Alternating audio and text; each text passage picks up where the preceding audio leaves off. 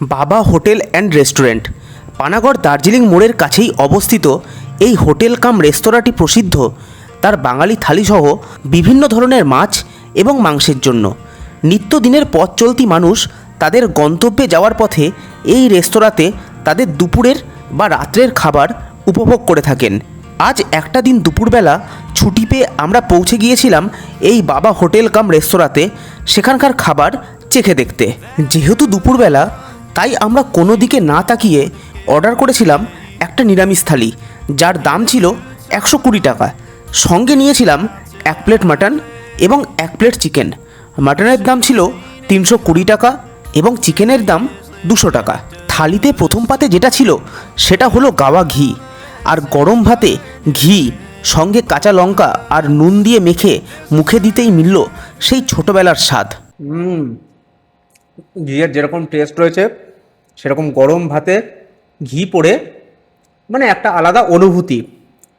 আমার মনে পড়ে আগে যখন ছোট ছিলাম তখন বিভিন্ন যে বিয়ে বাড়িতে আমরা খেতে যেতাম সেখানে কিন্তু প্রথম আইটেম হিসাবে নতুন বউ এই ঘি ভাত সার্ভ করতো। বর্তমান সময়ে এই জিনিসগুলো উঠে গেছে ঠিকই, বাট এই ঘি ভাত কিন্তু বাঙালির একটা ঐতিহ্য।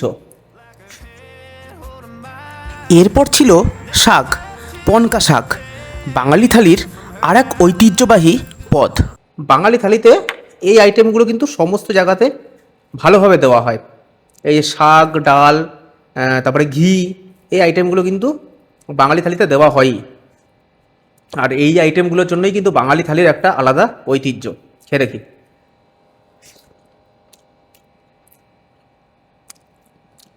নর্মাল শাক, যেরকম ঘরের স্বাদ হয় ঠিক সেরকম, কোনো মশলা, বিশাল কিছু মশলা দেওয়া নাই বা বিশাল কিছু রিচ না, একদম ঘরোয়া টেস্ট, যেটা প্রতিদিনও যদি আপনারা খান কোনো রকম কোনো প্রবলেম হবে না।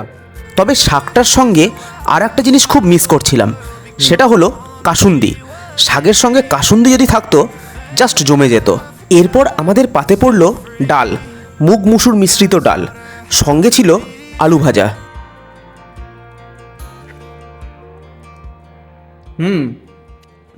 একদম ঘরোয়া স্বাদ, ঘরের যেরকম ডাল রান্না হয় সেই রকম, কোনো রিচ ভাব নাই, মানে একদম যেটাকে বলে ঘরোয়া স্বাদের জিনিস সেটাই। সাধারণত আমরা যখন বাইরে বেরাই এগুলোতে একদম রাস্তার ধারের একটা রেস্টুরেন্ট বা হোটেল, এখানে কিন্তু মূলত মানুষ আসে খাওয়া দাওয়া করতে, যারা এক জায়গা থেকে অন্য জায়গায় যাচ্ছে কখনো, সেই সমস্ত মানুষ। তো যখন বেরায় তখন তারা কিন্তু সবাই এরকম একটা থালি খোঁজে। এরপর আমাদের থালিতে ছিল 2টো নিরামিষ সবজি, আলু পটলের তরকারি আর পাঁচমিশালি সবজি। প্রথমে আমরা আলু পটলটা একটু চেখে দেখলাম। আলু পটলের তরকারিটা হচ্ছে একদম বেশ ঝাল ঝাল, নুন ঝাল, একদম টান টান। এটা কিছুটা রিচ, যেটা আগের যে আইটেম কটা খেলাম মানে ডাল, শাক ফাক, এই সমস্ত আইটেমগুলোতে যেরকম একদম ঘরোয়া ব্যাপার ছিল, এটা কিছুটা রিচ, তবে খেতে কিন্তু বেশ ভালো।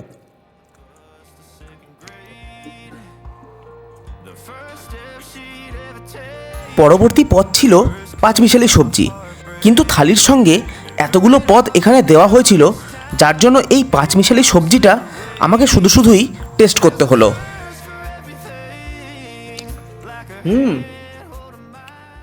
পাঁচমিশালি তরকারিটাও বেশ ভালো টেস্টি, একদম ঝাল নুন টান টান রয়েছে।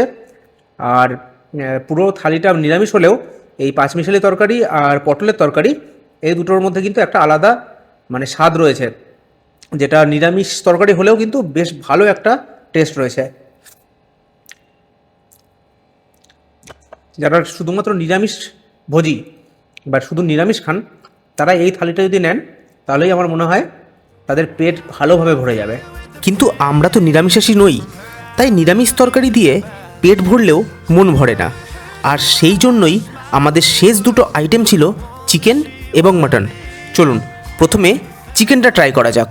এরকম 4 পিস চিকেন এনারা দিচ্ছেন, চিকেনটা নিয়ে নিই। আর এই হচ্ছে চিকেনের ঝোল, একদম যেরকম গাঢ় সেরকম মশলাদার ঘন একটা গ্রেভি।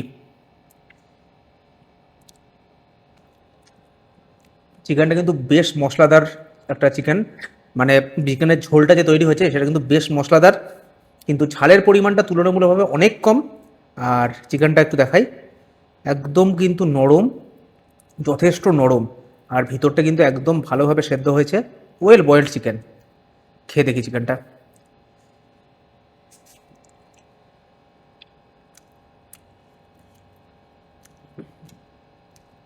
চিকেনটা যথেষ্ট নরম, সেরকম সুস্বাদু, সেরকম চিকেনের ভিতর অবধি কিন্তু একদম মশলা ঢুকেছে। সব কটা রান্নাই কিন্তু ফার্স্ট ক্লাস। আজকের আমাদের শেষ আইটেম হলো মাটন।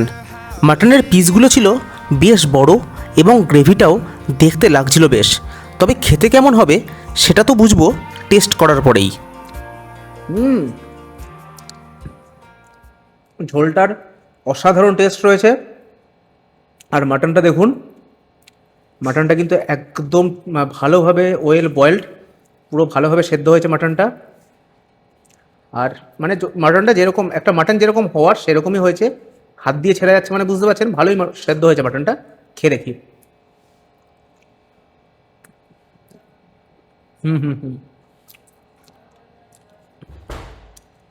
ওয়েল বয়েলড মাটন, খেতে দুর্দান্ত টেস্ট।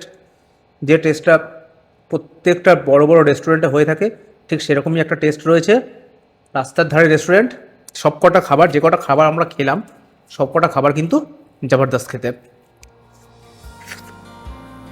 আমাদের সব শেষের যে পদগুলো ছিল সেগুলো হলো চাটনি, দই এবং মিষ্টি। তবে এগুলো নিয়ে বিশদে কিছু বলার নাই। যে রেস্তোরাঁর সব আইটেম একটা হাইওয়ে বা রাস্তার ধারের রেস্তোরাঁ হিসেবে ভালো, সেখানকার এই 3টে আইটেমও ভালোই হবে। তবে যেটা বলার, 120 টাকায় যে থালি এনারা দিচ্ছেন তা সত্যিই ভালো।